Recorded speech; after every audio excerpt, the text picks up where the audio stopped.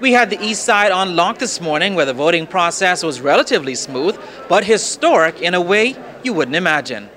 4,750 voters are registered in the Elizabeth constituency, a race to watch following the hotly contested 2010 by-election that saw PLP incumbent Ryan Pinder and the FNM's Dr. Dwayne Sands face off.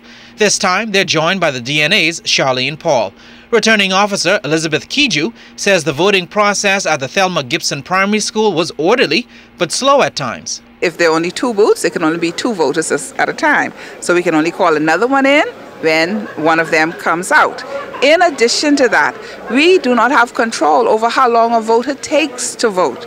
And there was strong voter participation at St. Andrew's School in Yamacraw, where PLP incumbent Melanie Griffin, the FNM's Dion Folks, and DNA newcomer Maurice Smith were put to the test. 4,933 voters are registered, including these first-time voters who outlined their expectations. What will make me choose A or B is the type of leader quality I think the person carries.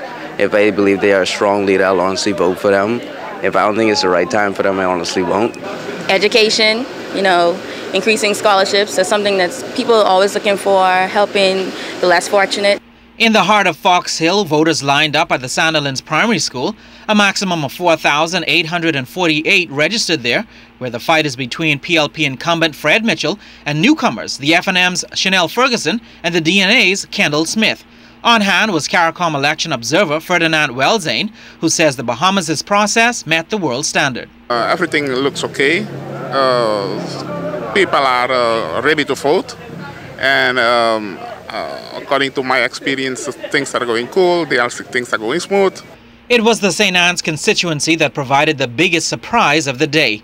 An FNM seat last time, voters cast their ballots at St. Anne's High School for one of 3 new political hopefuls: the FNM's Hubert Chipman, the PLP's Gregory Burrows, and the DNA's Prince Smith. Up to 4,803 people were eligible, but it was the picture of FNM supporter Sir Derwood Knowles and Obi Pinling, the eldest child of former PLP leader and Prime Minister Sir Lyndon Pinling, that stole the show. Our message is to appeal to the general public, PLP, FNM, DNA. The election will be over, but we got to live together. We've heard all the political leaders ask the public to, be calm and support your party with all the vigilance that you want, but still we have to live together as Bahamians, which we all are. Our final stop was at Queen's College, where voting went on in the Montague constituency. Also an FNM seat last election. This time the race is between newcomers, the FNM's Richard Lightbourne, the DNA's Ben Albury, and the PLP's Frank Smith.